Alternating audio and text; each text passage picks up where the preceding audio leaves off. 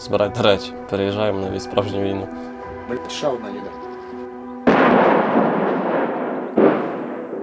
That's now the sound that the last remaining residents of Pokrovsk hear every single day. Хочу, чтобы умерла, похоронили моих детей. И все, больше я ничего не хочу. Ми тут сидітимемо до того, поки подохнемо.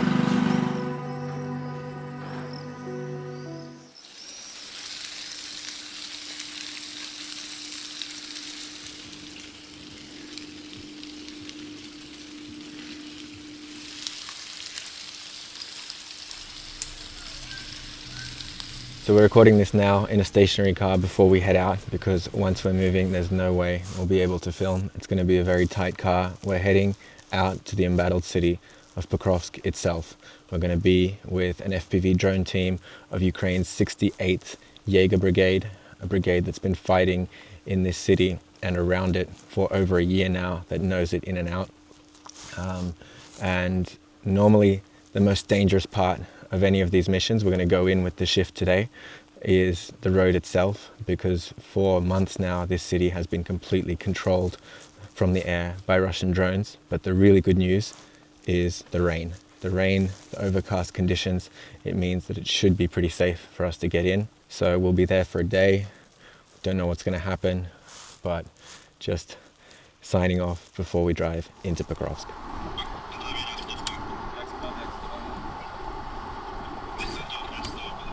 It isn't long before our commute is interrupted by reports of a Russian drone in the air. So we've stopped now on the road to the positions because there's been word of an enemy FPV in the air.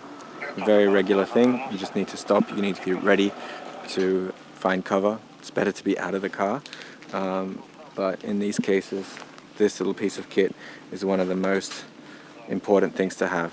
It scans radio frequencies in the air, and immediately, as soon as it finds that there might be a drone flying around, it will actually show the screen that the Russian drone pilot is seeing. So what you really don't want to see is your own car on this screen. How does it feel when you're waiting around and there might be a drone in the air? Differently. It's ordinary thing for us, so nothing special. No fear, no problem. No. But sometimes when it's dark, when you don't see anything, sometimes it's scary. After a short wait for the all clear, we continue. The closer the vehicle gets to the city limits, the more deadly the road. Drone detectors, electronic warfare, and tunnels of netting can reduce risk, but nothing offers full protection. Це тільки що в'їхали. От сетка з лівої сторони, бачиш? Ти включив, так? Що таке? Працює, все нормально? Ні. Ні? Ну, так. Ще нових машинок появилися.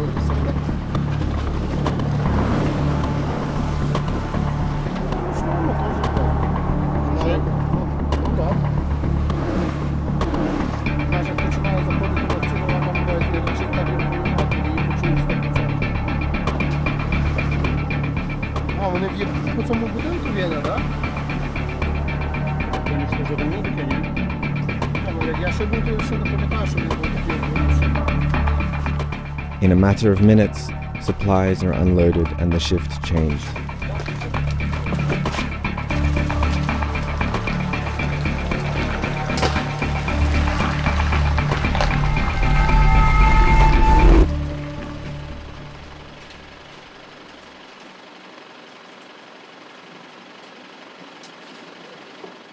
The drone team works out of the southern neighborhood of Pokrovsk, the most dangerous, the most destroyed, and the closest part of the city to the enemy.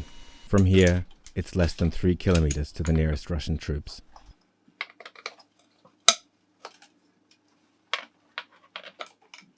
With the arrival of nightfall, as long as Russian forces aren't moving around, the team wastes no time, preparing a new batch of first-person view drones for tomorrow's work.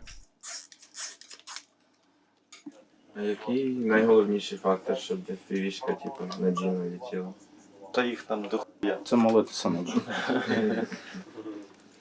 Молитва? Ісусу довіряють тобі.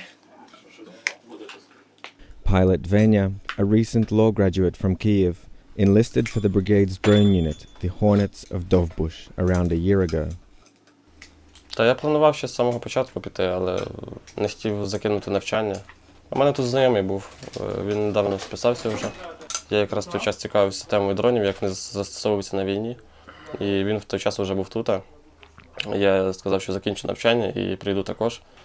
І закінчив навчання, і там місяць ще попрацював і пішов. Back then, the 68th Brigade was serving in Luhansk Oblast, but it wasn't long before they were redeployed to the hottest part of the front line, here, near Pokrovsk. Ми той напрямок називаємо курортом. В той час ще не мали навіть нічних дронів, тоді вночі навіть ніхто не літав на FPV майже. Вони тільки починали з'являтися по чуть-чуть нічні. І тоді в нас було в день там найбільше, це було там десь 13 вилітів, здається. Тоді ми якраз тільки розігралися, почали літати, і нам подзвонили, сказали, що збирайте речі, переїжджаємо на справжню війну. І ми звідти переїхали сюди, і тут у нас стабільно було вже кожен день по 30 плюс вилітів, 35-36 в кожного екіпажу.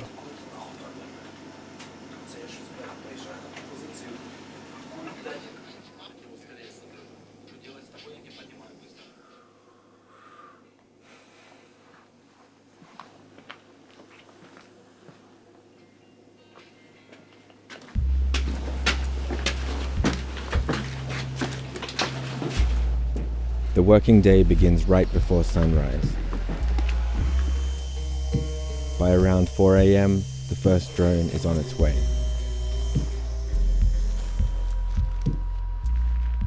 The Battle of Pokrovsk is waking up for the day, and the Russians are especially active at this hour.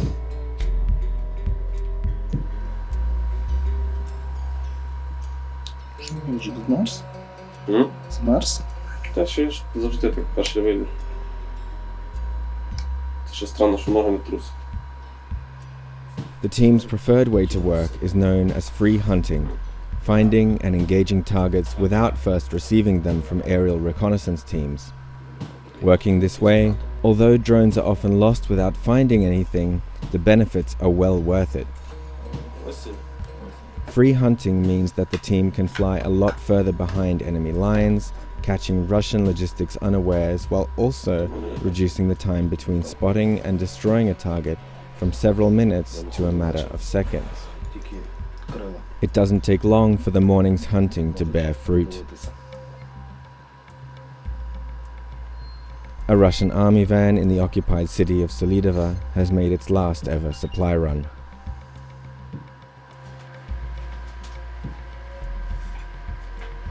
Бля, ще одна їде. Ти попав, так? І це вона прям їхала, тобто там люди. Вона вже зупинилася. Ну, вони ж теж мають цукорки якісь такі, вони стають.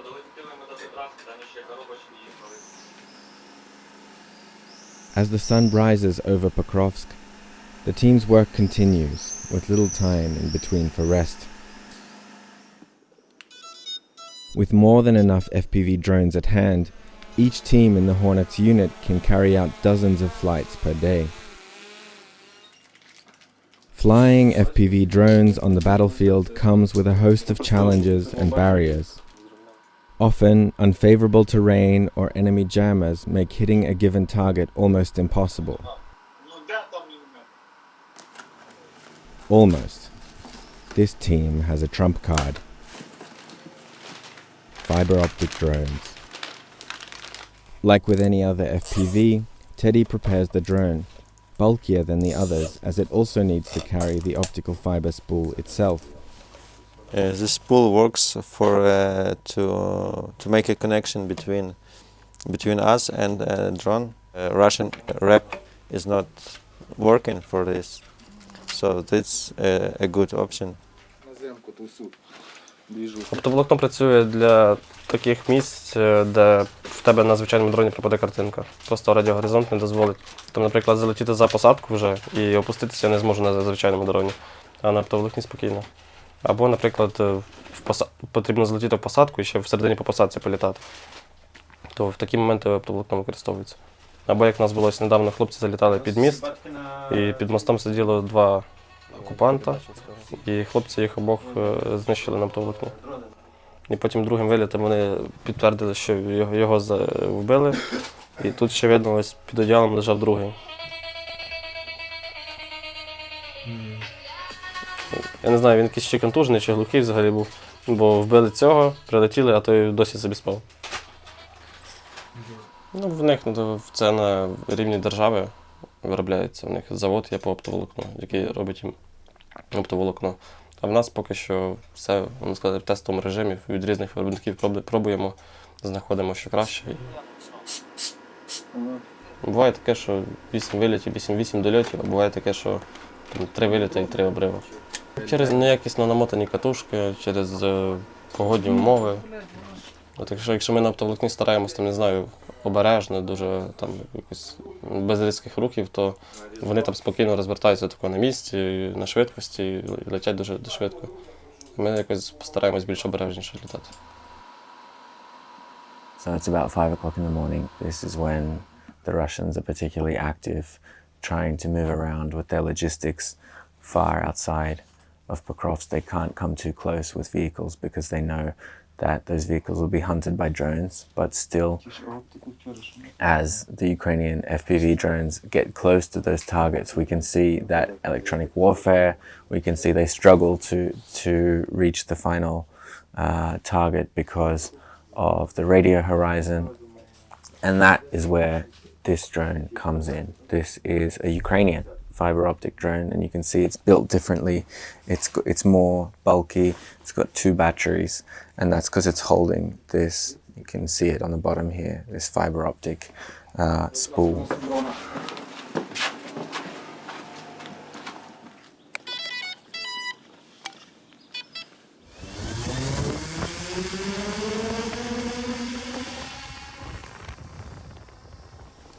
So I think at this point I don't really need to explain what this stuff is, but it's now covering the entire city of Pokrovsk.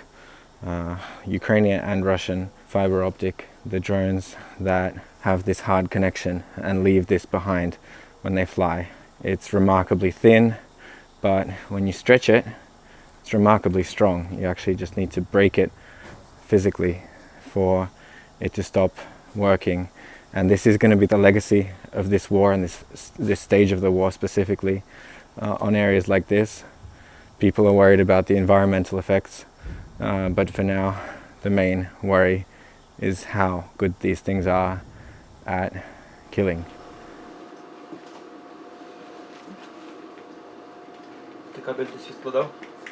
А це не він?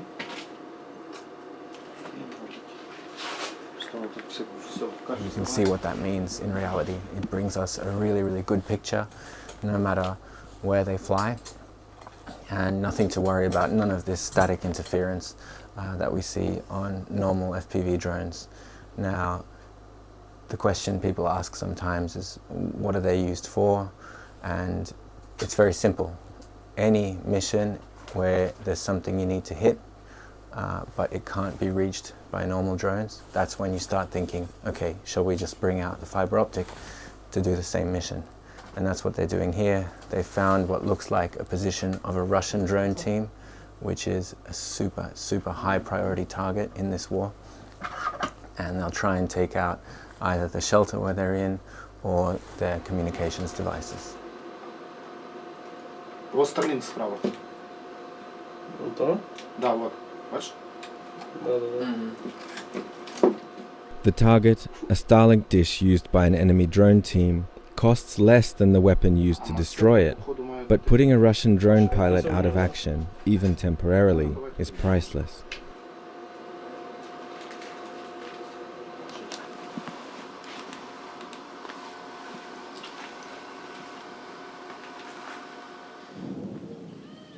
As the way this war is fought transforms, so do the sounds of battle. In the day we spend in Pokrovsk, incoming artillery fire is rare, instead replaced by the near-constant buzz of drones and interrupted occasionally by Russian glide bombs.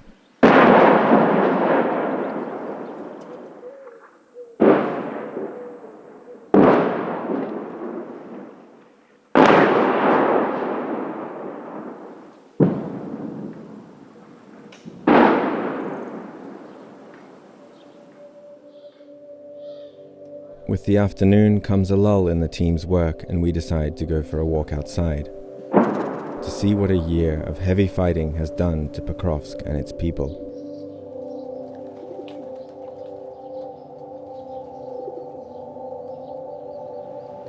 We last visited the city in September, as Pokrovsk began emptying out quickly in the face of the Russian advance.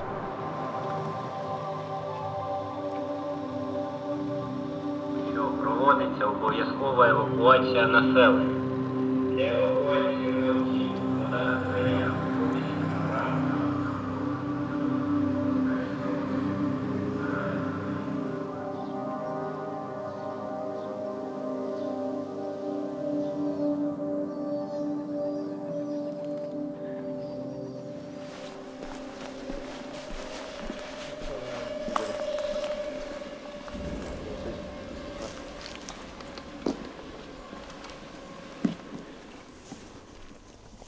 That's now the sound that the last remaining residents of Pokrovsk hear every single day. Drones, drones, drones. Mavics, FPVs, friendly, enemy, and you can see how the city has just transformed. This used to be a really nice park, and that was still just enjoyed by thousands of residents up to a year ago. But then in autumn, when the Russians got too close, the city emptied out.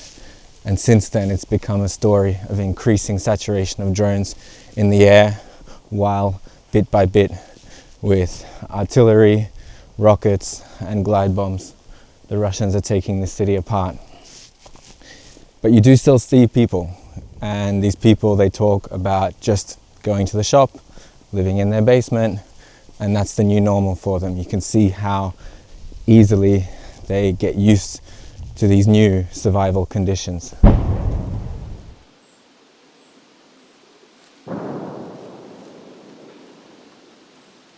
Ну, вы видите, как мы живем. Ну, вы же видите, как мы живем. Да. Ни окон, ни дверей, сквозняка кругом. Вот. Магазины вот не работают. Вот так и живем. Ну, только вышли, мы только вышли. Да. Хочется трошечки посидеть, подышать. А так сидим у темноте. В хате нема света. Позабитая. Вот. Не. А що хочеться більше всього? Что нам хочется больше всего? Уже, чтоб скорее умереть, и все. Хочу, чтобы умерла, и похоронили моих детей. И все, больше я ничего не хочу. А виїхати не хочете? Хіба це життя свою хочу. квартиру кинула, а перейшла зовсім в чужу. А мою пробил потолок, снаряд упал, пробил крышу, пробило мне, и все погибло, все, вот в чем я сижу, вот это на мне все. А то все засыпало, все, нема у меня ничего. Поехать я не хочу, у меня нету до кого ехать. А чтоб меня отвезли куда-нибудь, бросили в какой-то курник, я лучше тут помру. Я здесь родилась, выросла, школу закончила, да. Диплом получила, куда трудовую ехать? Деятельность здесь начала, на пенсию ушла. Куда мне ехать? Вся моя жизнь здесь, в Покровске. И детки Почему наши я тут должна похороненные? куда-то ехать из своего города? Мне жалко их бросать. Уже пускай и я тут буду.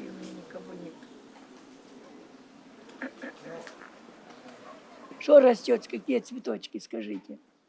Лилия, хризантема. Елочка, вон, видите?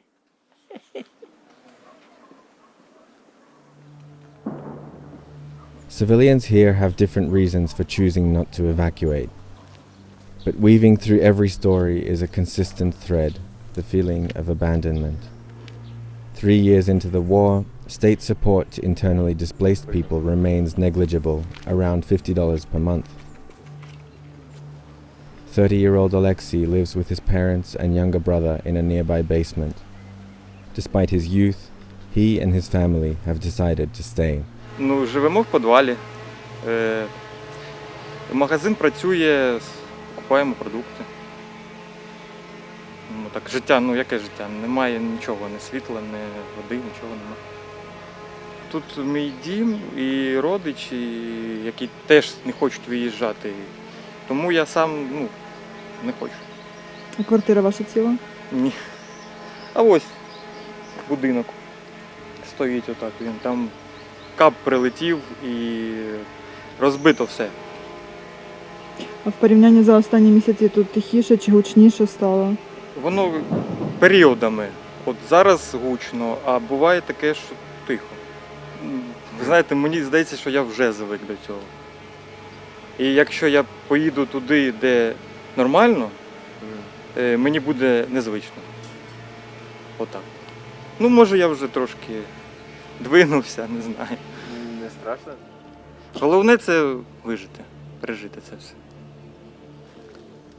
Those without support networks outside Pokrovsk feel all the more reason to cling on to their homes, even as their city is destroyed in front of their eyes.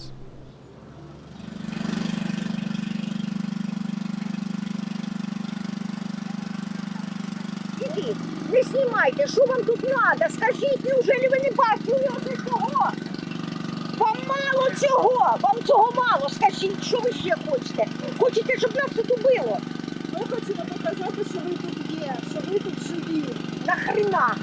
От скажи, нахрена? За нас забули всі. Ви молоді ще де хочете заробите. А ми де заробимо? Ми тут сидітимемо до того, поки подохнемо. Ще є життя попереду. У кого? У вас є. Я не проти. А нам уже по 80 роки життя. Проживаємо. Є. Вони теж тут. Ні, їх тут немає. Щоб вони ще сиділи, дожидали фон. Ну так ви ж можете до них поїхати. А ваші діти вам що кажуть? Що байдуться діло? Ні, вони казали нам, тільки ми не поняли. Вони нам казали 10 років назад, уїжджайте від сіля. Ну ми не поїхали. Хто думав, що це таке буде? Ніхто не думав.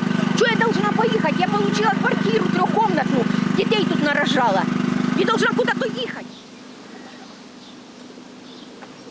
You can see that there are still lots of people in Pokrovsk. Officially, it's maybe a couple of thousand, but it feels like it could be even more. Almost in every building, in every courtyard, there are still people, and they are all very different, you could say. Some of them are just stuck here because of circumstances, and they feel let down by the state. But some of them have really kind of, at this point, lost connection to reality. They think that it's Ukrainian forces who are holding this city but also bombing it at the same time. They come up with all kinds of things, and it becomes this emotional overload. Some people, for some people it brings out the best in them. You can see them helping each other, getting together, helping each other leave as well.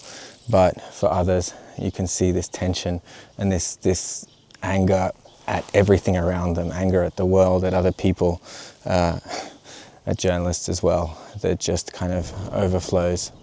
And it's not new. That's what's happened in almost every city here when the Russians have arrived, when they've come close slowly, and all the people who do still see a life ahead of them leave. The ones that are left are like this. But it's just sad to see it happen, especially to Pokrovsk, which was once, even just a year ago, a pretty peaceful, thriving city with lovely people.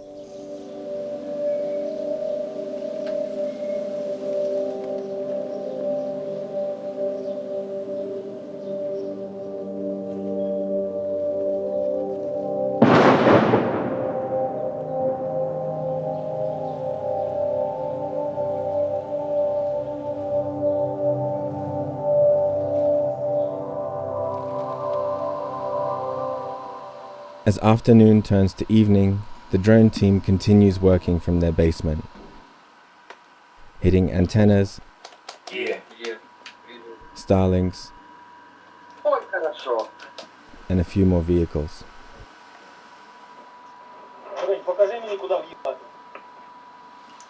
Every little bit counts, each destroyed piece of enemy transport or communications equipment plays a role in stopping the Russian advance.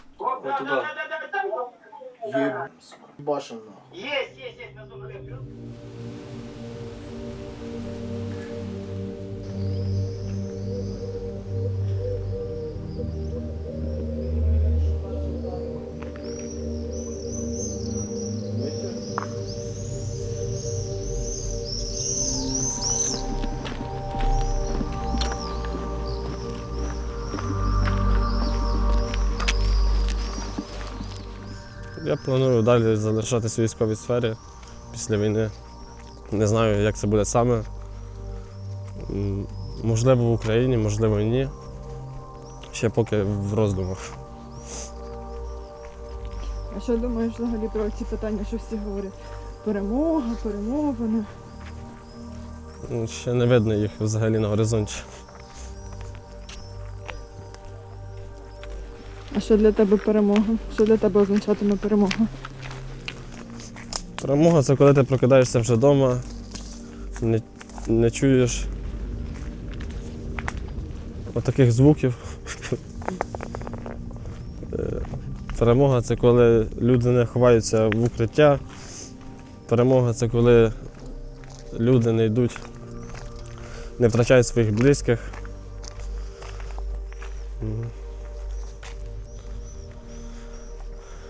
Чи Україні далеко до цього?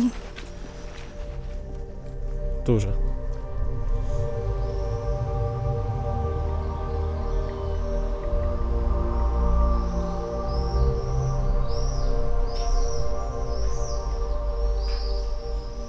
So, behind me is the kind of building that you see more and more often in cities like Pokrovsk, which are just getting systematically razed to the ground by Russian forces. You can see glide bomb landed through the roof and the whole place just burned down. Who knows how many dozens of lives, stories that were all home in this building just turned into ash.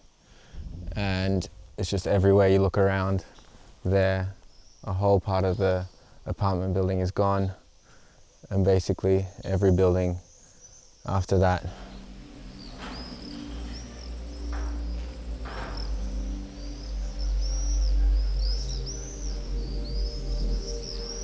For almost a year, the city of Pokrovsk has been the rock upon which Russia's hopes of overrunning Ukraine's Donbass region have been broken.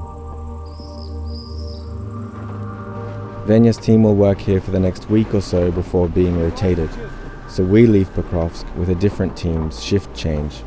Давай, звертай різко. На нас де. Бач їде. Бач летить. Бачу. Ховайся. Давай тут десь шукай. Та де ми тут сховаємося? П***ємо. Та то крило на нас дожене. Уйоб десь. Газ в пол шукай. Не доганяє? Нас не побачив, прикинь. Не побачив? Ні. Побачив, добре. Сонце засліпило.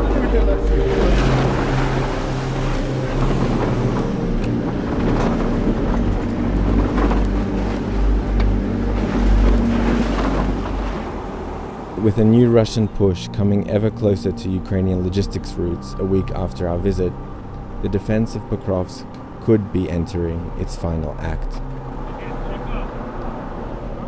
For now, though, the fight continues, and so does the parallel reality of a city on its last legs. Shuffling in and out of their basements, the scared, isolated residents of Pokrovsk block out thoughts of the future, surviving one day at a time. But meanwhile, in basements of their own, Ukrainian soldiers from all across the country work day and night with perfect clarity that the future survival of their homeland relies on them holding the line here and now.